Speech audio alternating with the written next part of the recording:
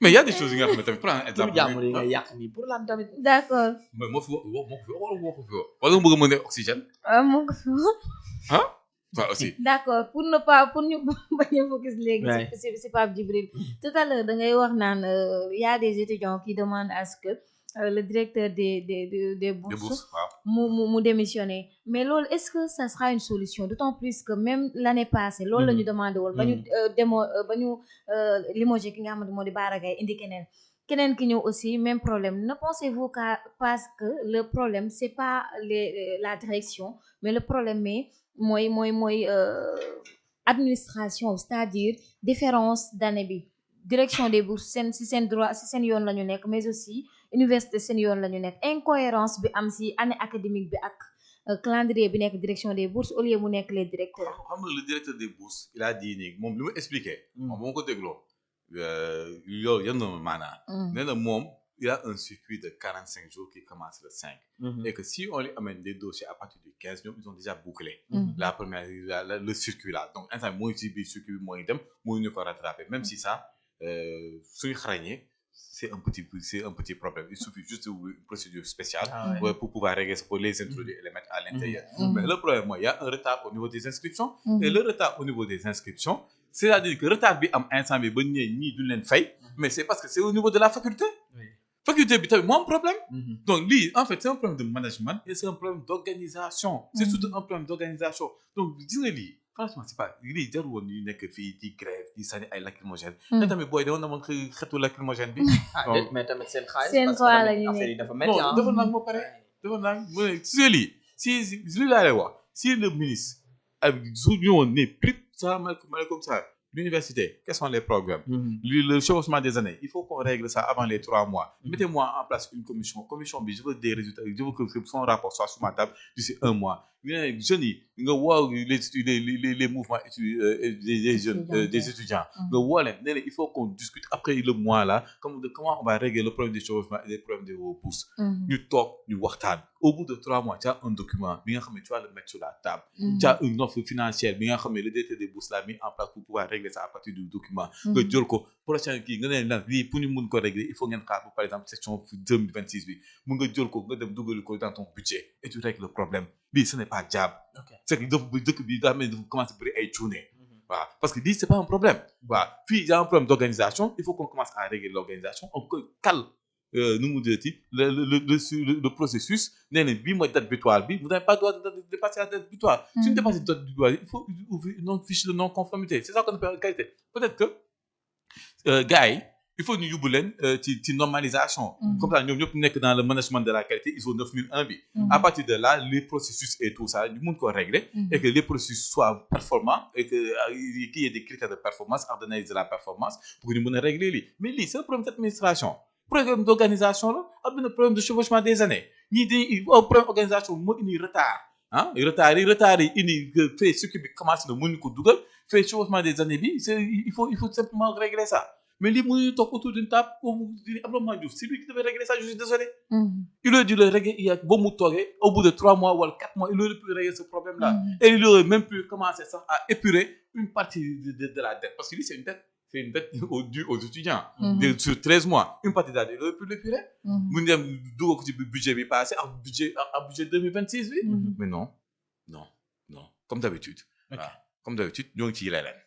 ok alors ñu jàll ci beneen point bi Mame Diarra dañuy daal di waxtaan parce que le cas des étudiants moom yaakaar naa ni mun nañ cee yendu parce que chaque instant lu nekk mun nañ ko cee wax ndax yi nga xam si moo ci nekk bëri na tellement alors dañuy daal di waxtaan ci beneen point Saliou gis nañu fan yi sa leader ci boppam di Cheikh Oumar Diagne moo am benn problème ak ki nga xam ne moo di Cheikh Bara Ndiaye gis nañ ba plainte am ci woo nañu Cheikh Oumar Diagne pour mu daal di wuy ji moom tamit ndax Cheikh Oumar moo dugal plainte contre Cheikh Bara coow li dafa mel nag yéen Cheikh Bara Ndiaye ak Cheikh Oumar Diagne seen coow yàgg na. C'est une très longue histoire. Non, c'est pas une histoire d'amour hein. Non.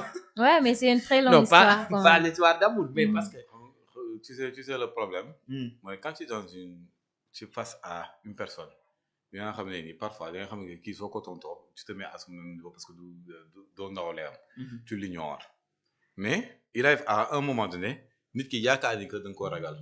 Voilà que moom vu sa position wala vu sa proximité ak le fait qu'il arpente les couloirs du pouvoir. léegi nag lu ko neex la war a wax ak lu ko neex lu ko neex lay def.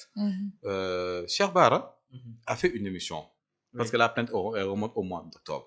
ci biir émission bi mu ne Cheikh Omar Diagne ak Abdou Karim Gueye. yàlla mooy reyee mais ils ont une part de responsabilité dans la mort de Imam Ndao.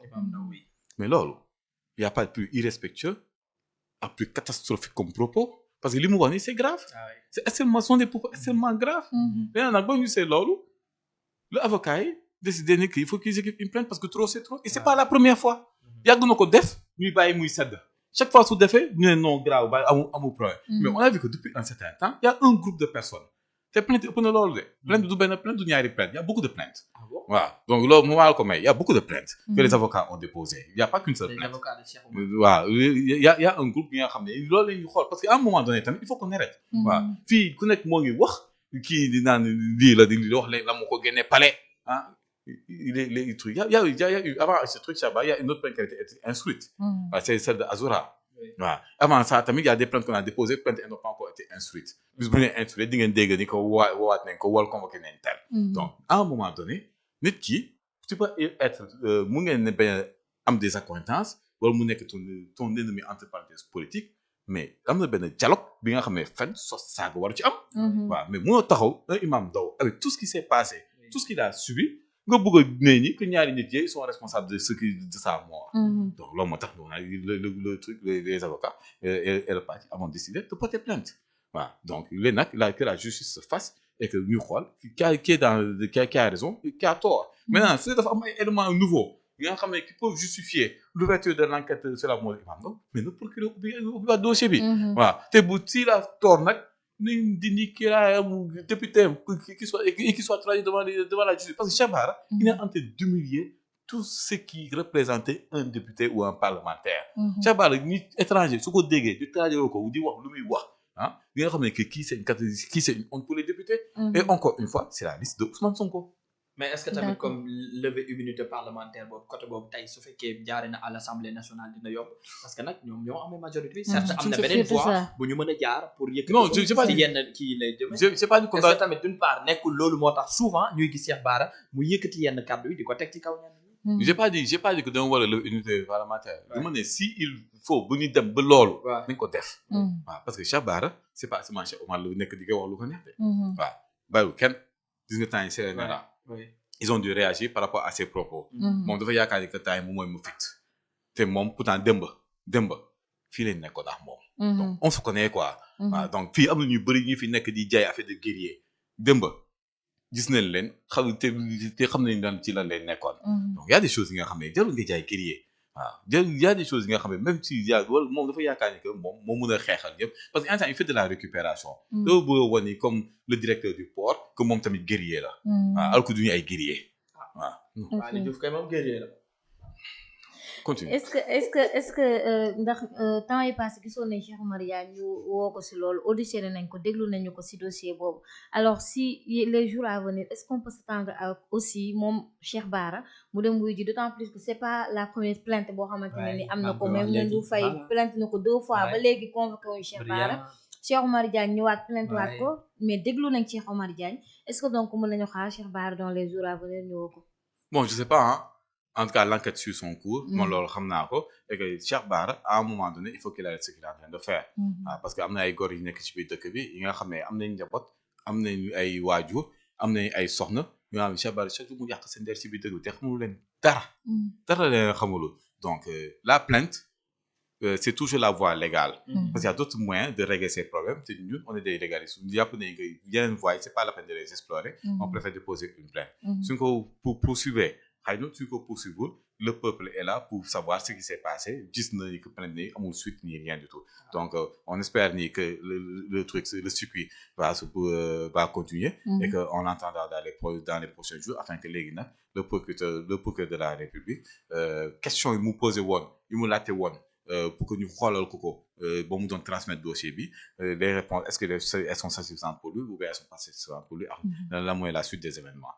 Est-ce que aussi c'est pas sa façon à lui de se poser. C'est comme ça qu'on se pose. sosal nit. loolu mooy opposition. kon ne opposition dem tumurànke na ci biir dëkk bi. si nii la ñuy opposé woo. donc en tant que góor yëpp dem toog seen biir kër bañ a opposé parce que gisoon nañu bu Thérèse bi moo tax may wax loolu fa mujjee bañ ko woowee dafa ne politique la rek non dafa nànk avant politique